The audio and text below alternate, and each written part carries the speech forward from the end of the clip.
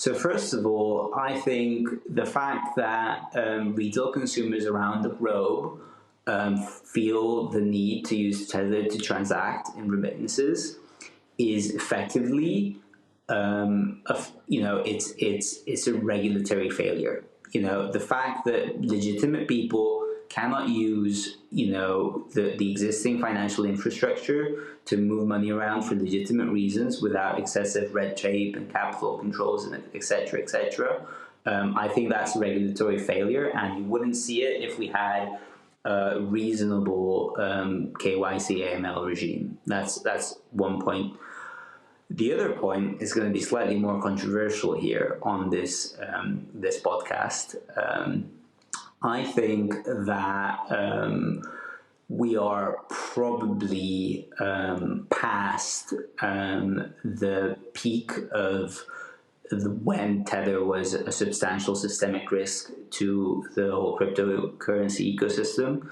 The market cap of Tether relative to other stable coins has been going down for 2 years? No, 2 years already. It's increasingly less of a systemic risk.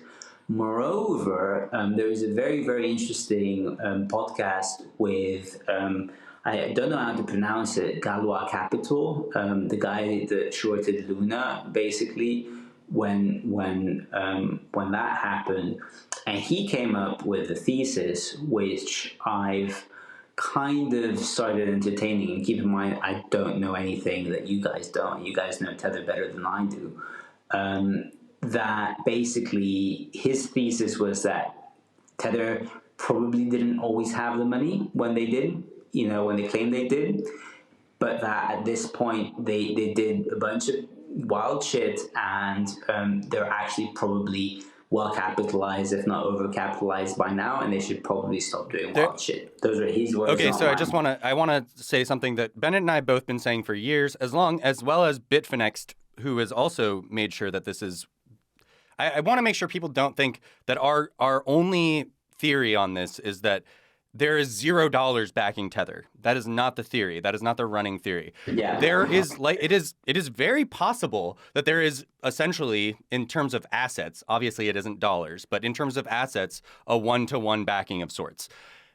How that capitalization happened, how they got that 1-to-1 backing is the biggest problem they face. Because if it was highly illegal, like let's say insider trading or bank fraud or wire fraud or who knows, like any number of things that they shouldn't have been doing, then they can never get an audit. Like the audits that they keep fucking promising to everybody. Go ahead, Ben. I also struggle with saying Tether is very well capitalized because they publish transparency reports. We know their capital cushion is 160 million on greater than 75 billion in assets. And that's assuming they're valuing all of their assets fairly. I think the statement that Tether could redeem all Tethers in circulation is not something that most people would agree with. And I don't think is true based on what we publicly know about Tether. I think that plenty of evidence from Tether's own materials to suggest that is likely not true. And so I think anyone suggesting that Tether is overcapitalized and has more funds than they're suggesting when their capital cushion is as small as they disclose better have a compelling reason to suggest that. And this is as they get into things like Keat and other weird ideas that are like, oh, this is what you're pivoting to? A video messaging app? Okay. I don't know, man. Like it sure raises a ton of red flags. One other thing I did want to add onto your statement, though, is that besides those two failures you mentioned, for me, the most glaring failure, regulatory-wise, is that these guys who maybe they do have all the assets they claim they have and everything is A-OK over at Tether, but as far as anyone knows, they've been counterfeiting all the money that they've ever had. And if that is the case, they were able to do that for years under the nose of regulators who did nothing.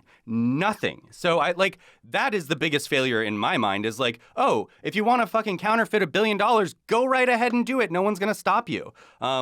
Even though I'm not recommending anyone do that, let me be clear. But yeah, I like, for me, it was a horrifying example of regulatory failure. I think we can all agree that there's a lot of regulatory failure here. I mean, the whole Luna chaos could have probably been avoided if they, if it was nipped in the bud. There's a lot of things that the regulator didn't do, and there's a lot of things that they're doing instead, which is kind of going after small fish, at companies like Coinbase and OpenSea, and not dealing with the real problems. Those two aren't really small fish. I'm not saying what these guys did. I mean, both of those are Both of those are like it was Desi one unicorns. employee at Coinbase. It was one But he's employee they've making a good indicted point so far. compared to Tether. Sure. Compared to Tether's $80 billion, it's fucking nothing. And I agree with him on that. It doesn't mean anything. $100,000 or $1 million or 10 million, like, that is a drop in the bucket in cryptocurrency, for sure. Yeah. I think one product manager at Coinbase doing insider trading is probably, on the balance of things, not as impactful as the actual huge issues of Luna, et cetera, et cetera. Listen, I mean, they should probably go after this guy. What he did was wrong. I'm not saying they shouldn't. I'm saying I'm not entirely sure they've got the priorities right for what they decided to warn against and step up against. Well, yeah, but even that insider trading case seems to be part of a larger push towards the SEC going after some of the unregistered securities, right? Bloomberg reported after the indictment came out that the SEC was looking into Coinbase and their listing process to see if they listed unregistered securities. So I think it's part of a broader regulatory push. It's the part we can see right now, but it's also clearly part of them going after some of these actors for that bad behavior. And we're talking about Luna and Terra was clearly a failure on multiple levels, but it's one of those ones that's kind of tricky to figure out what's the point of articulation that the government should have pursued, right? Like, should it have been that Coinbase, FTX, any other exchange that has any nexus to the U.S. should have much higher standards on what they're listing, because that's going to have consequences for a whole bunch of other assets across the ecosystem as well. Is it that they should have tried to aggressively pursue these international persons for selling unregistered securities? Because that's a challenging case for the SEC to try to bring. There was at many points in something like Luna and Terra. They've done it before. Yeah, no, it certainly can be done. But if you look at Terra, it was small. It was relatively small for most of its existence until the last year of its existence, when they really started leaning into Anchor and the higher lending rates, and putting together an international unregistered securities case might take longer than Luna existed during that blow up, right? And so it's kind of challenging. It's understandable why Coinbase and OpenSea are targets, because they're in the US and they are doing things that are clearly wrong, and there is that clear point of articulation for US regulators to go after. Bennett, I agree with you 100%. I think you pointed out a few very, very important things. One of them is that regulators can go after OpenSea and Coinbase because they're US-based companies. However, that kind of is a malincentive towards maybe not being a US-based company and maybe doing the whole Binance strategy of being based everywhere and nowhere, right? So that's one part of it. That's probably not what the regulator wants. Secondly, I think what you pointed out is that, the regulators don't have a clear and easy solution to these problems, right? And what I think this sort of demonstrates is that, the laws and the regulatory framework and the thinking that inspired these regulators in the 1930s might be outdated. We live in a world that's increasingly more globalized, where money can move from one corner of the world to another within minutes. That's going to have to require a new regulatory thinking, a new approach that may look very different from the one we have currently. Now, I don't have the answers, I don't have the solutions, but I believe that, a proactive regulator could come up with some sort of approach where they can warn users about these sort of things, or perform some sort of advisory or some other function where hopefully less people can get hurt by this sort of activity. And it's not easy. I'll grant that. The regulators aren't really in the easy spot, because all of a sudden they don't have the tools or the framework to deal with this, right? And they're also humans, right? Nevertheless, I do think it has been overall, in many ways, not an efficient way of dealing with absolutely things. Agreed. It's just like, I struggle a lot with things like Terra, because like in that case you had a lot of people who could have conceivably been like tapped by regulators as subject matter experts, as domain experts, who were like until the end still promoting and treating Terra and Luna as if it was going to be a sustainable thing that would continue to exist. And so like it's not clear to me that even if they were acting in some kind of advisory capacity that they would have recognized the problems and been able to act on it. I think it's quite interesting, because a lot of people within the cryptocurrency industry who are generally cryptocurrency enthusiasts did speak out and did say, hey guys, this is not good, this isn't going to work, etc. But then again, you're right, a lot of people who are VCs in this space were very much involved. And a whole bunch of Bitcoin maxis Plenty of lawyers too. Yeah, and like a whole bunch of Bitcoin maxis said Ethereum was never going to work, or that the merge was never going to happen, or that like, and so like the other issue there is that because cryptocurrency is so tribal, that the experts, the more deeply they are affiliated with a certain tribe, the more likely they are to describe anything outside that tribe as clearly going to fail. And when most of the things in the space do fail, a lot of them look right a lot of the time. That's definitely true. I mean, these are very, very complex situations. Well, absolutely. And it's hard to know within the cryptocurrency space, how do you make sense of this whole thing, right? Because it's a complex topic. It's a fascinating topic. You guys have been following it for a couple of years. I have as well. It's fascinating. It's extremely entertaining to read and pursue, etc. But there's a lot of complexity, and it's just not possible to stay on top of things.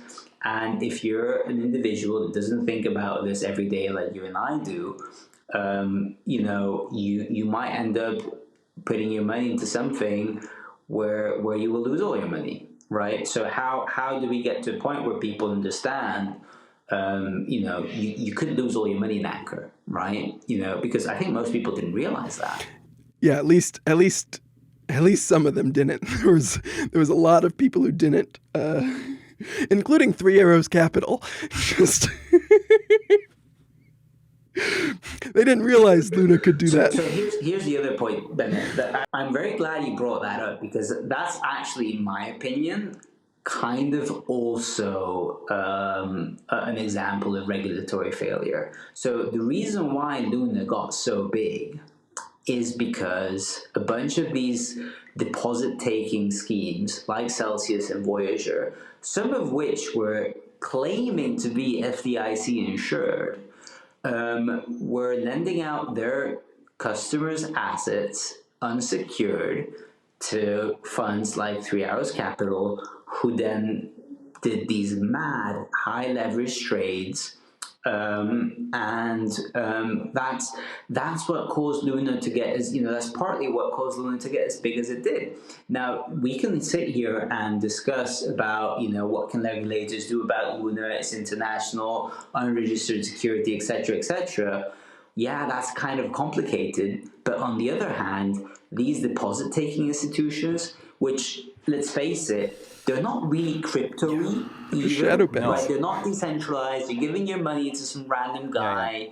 There's no smart contract involved, whatever. It's basically you giving your money to some guy that promises it to give you more back. This is a common refrain from many skeptics and critics, is that it sure feels like we're speed running the past 1,000 years of finance right now. It's like, oh man, yeah, you're not your keys, not your coins. oh man, but liquidity kind of sucks. Why don't we have a centralized exchange where we can all meet up and that way we don't have to find each other peer to peer anymore? Oh, wow. Okay, that seems pretty cool. Well, yeah, what if I want to make a trade, but I don't have the money to make the trade? Well, what we could do is loan you some money. But what you have to do is deposit some money and make sure that we have some sort of collateral to collect in case you don't pay back your loan. Wow, this is exactly the system that we already have. What are we doing? What are we doing, really? No, I think you're absolutely right, Boaz, that going after some of those shadow banks, these institutions taking these deposits, these lending things, are one of the best targets for regulators and is one of the best places to do harm reduction for retail because they look so much like familiar structures but have a vastly different risk structure. Here's my last question for both of you then, is that we all can agree like, oh, wow, well, 3AC should have stopped doing that and someone should have done something about that. And Celsius and Voyager and all of these institutions that were lending them money, gosh, they shouldn't have been allowed to do that. Okay, cool. I'm glad we can all agree on that. But then what do we do about it? And now, especially considering that, you know, Kyle Davies and Su Zhu fucking ran with their tails behind their asses to Dubai where they can't be extradited. So like, what is the solution here? Especially when scammers are actually thinking far enough ahead to be like, let's start building a yacht and move to the United Arab Emirates. If you're not stopping them before then, is it too late? I think the cryptocurrency industry needs to. I've thought this since the Luna collapse. Basically, I think the cryptocurrency community and industry needs to look, themselves in the eye and have, a serious think about, what happened to the principles that created this entire industry. What happened to the principle of self-custody? What happened to the principle of not your keys, not your coins, of, do not trust, verify? What happened to, censorship resistance and the need to decentralize these protocols and applications? Because what I see is that in many of the cases where people are getting hurt, a lot of these core ideals of the whole, cryptocurrency movement have been violated. And you had influencers, and I'm not going to name any names just because I don't remember them, but I know that they were doing this. You had influencers who, on one hand, were professing, self-custody and not your keys, not your coins, but on the other hand, were taking sponsorship deals and making all sorts of announcements about why you should deposit your coins to whatever centralized black box yield generating instrument. I think people should look at themselves in the mirror and think, okay, like, why are we actually here, right? What is it that we actually believe in? Because I think that at times we may have lost sight of that, and I'm particularly concerned with with the more time elapses and the further and further away that we get from the original founding principles of Bitcoin in time, the more corners people are willing to cut, and the more kind of aimless certain parts of the entire movement become. Right, so in the U.S. right now, or actually even I was at the Hungarian Grand Prix last weekend, and I saw these ads by Crypto.com. What Crypto.com and FTX and all of these companies, are they really cryptocurrency sort of movement and ethos, etc. Self-custody, decentralization companies, or are they really about something else? Yeah. I mean, I think that's an important point, and probably a fair point to end on.